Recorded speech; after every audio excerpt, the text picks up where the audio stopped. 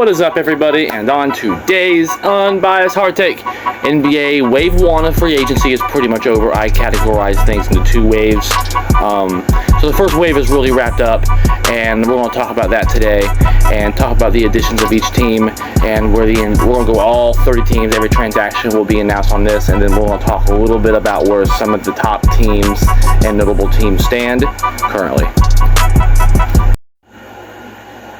As promised, NBA free agency is wrapped up to a point. Wave 1's really wrapped up. We'll see some moves.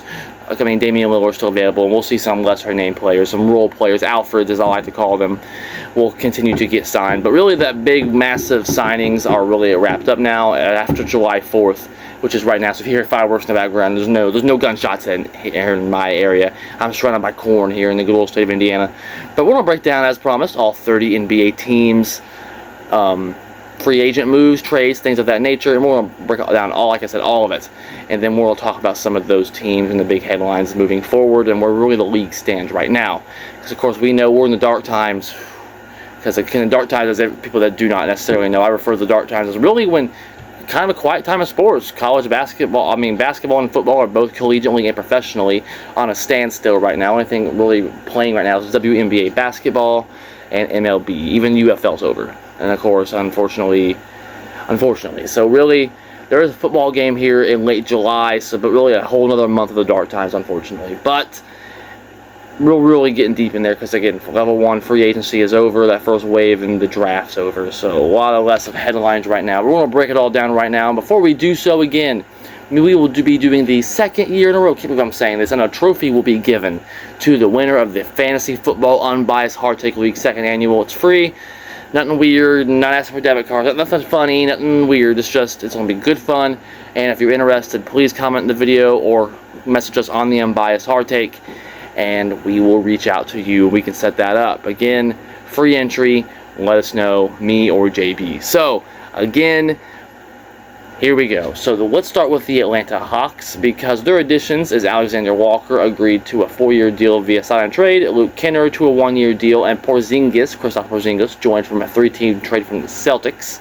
The Celtics added Georges Niang, Luke Garza, Josh Minott, and Simmons in a trade from the Trailblazers. And the Brooklyn Nets here re-signed Sharp to a 2-year deal and Zaire Williams, and added Terrence Mann in a 3-team trade and Michael Porter Jr. in a trade as well. The Charlotte Hornets re-signed Trey Mann and added Spencer Dinwiddie, Mason Plumlee, Colin Sexton joined in a trade from the Jazz. The Bulls re-signed Trey Jones and added Isaac Oroko, I always screw his name up, from the Cavs. The Cleveland Cavaliers re-signed Sam Merrill and added Lonzo Ball. Looking for a second opportunity there. And Cleveland got traded from the Bulls. Larry Nance Jr. agreed to a deal for the Cavs as well. Dallas Mavericks, Kyrie Irving agreed to a 3-year extension. And Dante Exum returns on a 1-year deal. They also added D'Angelo Russell and free agency as well.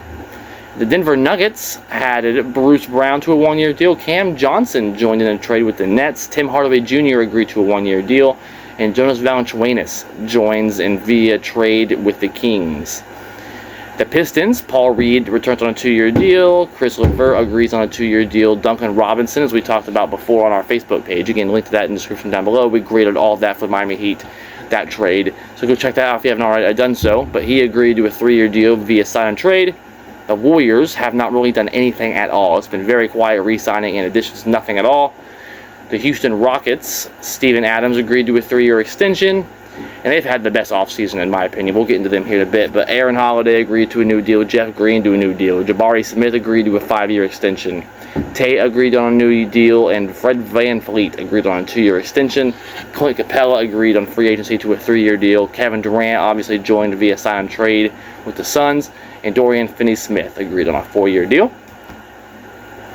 The Pacers have done absolutely nothing in free agency except lose Miles Turner. We'll get into that when we get to the Bucks, obviously. But the Clippers, Nick Batum agreed to a 2-year deal to return. James Harden agreeing to a 2-year extension as well. Brook Lopez agrees on a 2-year deal from the Bucks to the Clippers.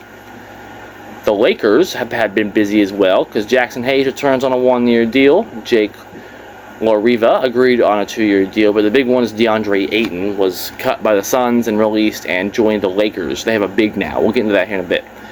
And the Memphis Grizzlies re-signed Jaren Jackson Jr. to a 5-year extension. Cam Spencer returns on a 2-year deal, and Aldame returns on a 3-year deal as well. Cole Anthony joins via trade with the Magic. Kentavious Caldwell-Pope joins via trade with the Magic. Ty Jerome also stays with the Grizzlies as well.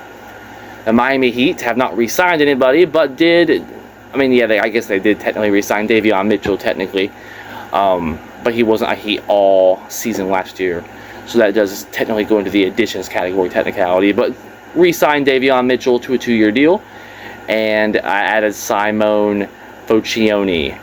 I'm butchering that name probably. Again, we broke down that trade down in our Facebook page. Link that in the description down below. From the Pistons. Milwaukee Bucks have been very busy re-signing Kevin Porter Jr., Bobby Portis, Tayron Prince, Sims, and Gary Trent Jr. But they added a big one here is Gary Harris and, of course, Miles Turner from the Bucks. They lost Lopez but got Miles Turner. And, of course, cut Damian Lillard as well. He is still teamless right now because of recovering from an Achilles tear. And the Timberwolves, Joe Ingles returns on a 1-year deal. Julius Randle signed a 3-year extension. Naj Reid on a 5-year deal as well. And that's all they've done. They've mainly just kept players. The Pelicans, Kevin Looney agreed to a 2-year deal, and Jordan Poole was traded from the Wizards to the Pelicans. The Knicks added Jordan Clarkson, and that was their big so far. So they've been they got Mike Brown to coach. That was an addition to it, I guess, if you want to announce that. Of course, the Thunder agreed with SGA on a 4-year deal. I mean, that's very important to do. Jalen Williams is secured as well on a 3-year extension. Excuse me. The Magic, Mo Wagner, re-signed. Desmond Bane joined via trade with the Grizzlies. And Tyus Jones agreed to a 1-year deal. 76ers, Justin Edwards returns on a 3-year deal. Eric Gordon returns on a 1-year deal and added Watford to a 2-year deal as well. The Suns, of course, Dylan Brooks joined in the trade with the Rockets, added Jalen Green. Mark Williams joined with a sign trade with the Hornets as well, as did Hayes Davis to a 1-year deal. Of course, getting rid of KD. The Blazers added Drew Holiday in that trade with the Celtics we announced, and the re-signing of Garrett Temple. And the Kings added Saric from the trade with the Nuggets, and Dennis Schroeder agreed to a 3-year deal. Spurs haven't really done much except add Luke Cornett to a 4-year deal. The Raptors re-signed Jacob Potelli to a 4-year deal. The Jazz haven't really done much except Jordan Clarkson departed, and they signed Nurkic to a sign trade with the Hornets. The Wizards, CJ McCollum joined in a sign trade with the Pelicans. Dylan Jones with the Thunder in a sign trade, and Kelly Olynyk with the Pelicans as well. Excuse me. And that is all 30 NBA teams' announcements for all their free agency moves. And to really start with this, I'm going to start with the Houston Rockets. And I think that's really the obvious one here because they've had the absolute best free agency and sign and trade, and they're probably one of the favorites to win it all. It's a stacked West in general. But re-signing Steven Adams and Aaron Holiday to a deal, Jeff Green, Jabari Smith Jr. Securing him, Fred VanVleet. So when they get KD, they didn't have to blow up the farm or even the bench at all because they were still able to get Clint Capella, Dorian Finney-Smith, a good bench player as well, Jeff Green. And again, securing your core, Fred VanVleet, Jabari Smith. Kevin Durant on that team, that is a scary team with a good bench as well. With the Houston Rockets currently right now, and they might be the very best team on paper, and I think they are in the West because they already have a culture right now. They have a great coach. They have players around Kevin Durant that are already leading. Clint Capella. We talked about Fred VanVleet. Jabari Smith Jr. is too young. So Kevin Durant can just come in and hoop. He's not a leader. He'll tell you he's not a leader. That's okay. He's just a baller. And he can come in and ball. He's not going to be expected to set a culture like you would maybe in Brooklyn or Phoenix, the places that struggle quite often in the NBA and don't have a great history in the NBA and winning championships. So he can kind of go to a culture that's already set, and look what happened when he did that last time to the Warriors. He hasn't went to a team with an actual culture since. And that's just the reality. So the Houston Rockets are looking very good right now. Of course, the Warriors didn't do much of anything because of They got Jimmy Butler last year, so their core is kind of set already. The Hawks are kind of a team, I think, to watch, kind of, I think, get better in the Eastern Conference, because the East, we're going to talk about the East in general right now. Who's going to compete in the Eastern Conference right now? So we can look at it, okay, we can go to the 76ers, okay, Joel Embiid, Paul George's injury history, okay, well, good luck with that. Is Paul George even washed up at all? And Joel Embiid's going to get hurt, so good luck with that one right there. So when it comes to the 76ers, a lot of questions. Even the Celtics have a lot of questions. I mean, they've blew up their core, really. Drew Holiday, gone. Kornet, gone. Porzingis, gone. Jason Tatum's going to miss most, if not all, of next season in any way because of injury. I know Simmons will be able to fill in with him, but he's a far cry from Portland, that trade. But he's a far cry from what Jason Tatum is. So that lineup looks a heck of a lot different than it did before. And yeah, you still have Jaylen Brown. They'll still be a playoff team. But who's really the most fearsome team in the East? All of them have question marks. A lot of question marks, like I said, with them. And I mean, of course, the Hornets are going to continue to be the Hornets. They're horrible. The Nets, the Bulls didn't do anything. Cavaliers, I mean, yeah, they're probably only the best option, but can they get it done in the playoffs? This will be their time. I think they're probably the best team in the Eastern Conference right now, and it's not close. But even you go to Milwaukee, there's a lot of question marks. I mean, in Milwaukee, they just got rid of Brook Lopez and you brought in a Miles Turner, but that's pretty much a flip-flop. They've lost in the first round multiple years now in a row. Giannis may want out of there. So, I mean, you brought back Bobby Portis, older player. I mean, you're pretty much bringing the same group back and flip-flop in Miles Turner with Brook Lopez. I mean, Brook Lopez is gone, Miles Turner's there. It's a flip-flop, that's all that is. So, question marks with Milwaukee.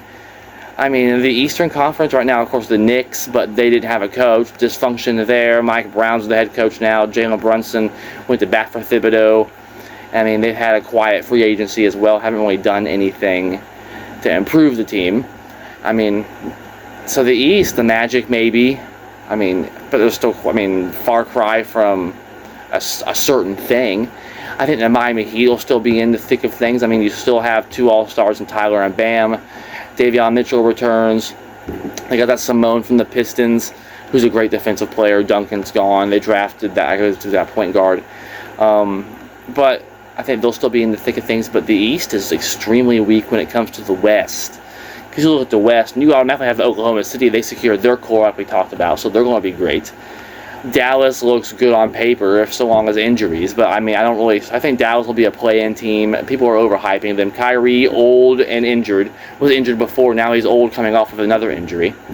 Denver's going to be great. They're pretty much bringing back their core as well. They did get rid of Porter Jr. Valanciunas may not want to play, so that may have been a wasted trade. We'll see how that goes. But Tim Hardaway to a deal. Cam Johnson joining the deal with the Nets. He's a good player as well. So, I mean, they'll still be in the thick of things with Jokic, best player in the league in my opinion. The Rockets, we already talked about them. They very well could be the best team. The Clippers are always viable as well, still holding on to that core. Kawhi, James Harden, Nick Batum, they've always been very viable when it comes to regular season. It's always the playoffs that always, the Clippers are the snake-bitten team in LA, the back page team. Always have been, always will be. They'll never be the Lakers. No one expects it to be until they can get to a championship and win one. And even then, one's not going to do it, obviously. They're always going to be the back page. They should really, in my opinion, leave LA and go to maybe Seattle. There you go. That's just an idea, though, of course. But the Clippers will always be viable. They'll make the playoffs. I mean, Brook Lopez coming in is an addition, so they got better. The Lakers. Now, let's talk about them. Because Jackson Hayes is a good player. He's back. And DeAndre Ayton to a 2-year deal. People are hating on Ayton. Ayton's had an average of double-double. 7 seasons in a row. Every year he's been in the league. 7 years in a row. Even last year, 14.4 points a game, 10.2 rebounds a game, 56.6% from the field. People are, I don't understand what the major talking heads, I'm not going to get into any names here, but major talking heads, Colin Cowherd is one of them. I wasn't saying any names, but major talking heads here talking about how Ayton is a good move for the Lakers and a West team. Yes, it absolutely is. You have to have a big when you're going to end up playing the Timberwolves, who still have 3 bigs on the roster with Gobert, Naj Reid, and that group there, and Karl Anthony Towns. So you still have you have to be big in the Eastern Conference, in the Western Conference. So for the Lakers to be able to bring in a big in DeAndre Ayton, who's been to the finals, averaged a double-double 7 years in a row. Been to a finals. First overall pick of the draft. With LeBron, with Luka. Is he a number 1? No, but he can be a number 3 on a championship team. If he's not even a number 3 because Austin Reeves, he's a number 4. So look for that lob from Luka. That's a good team with the Lakers right now. I mean, and of course LeBron opted into his contract. We'll see about the rumors with him right now about wanting out of there. He's never opted into a contract before. He's always opted out and gotten a new deal. So we'll see if that really means anything. But he did opt in. Let's not read into anything until we see anything. But that's where the league stands right now. The East is wide open, and the West even has the Grizzlies like we talked about. So it's really going to be a competitive league this year. I'm excited to see what it comes with it. And again, like, subscribe, hit the bell, all that stuff. I still expect. I just really can't wait to see what the new league brings this year. Again, the Heat, I think, have a good chance because the East is weak with all those injuries, unfortunately. But that's all I got. See y'all next time. Go Pat, go. Let's go Heat. Bowler up, baby.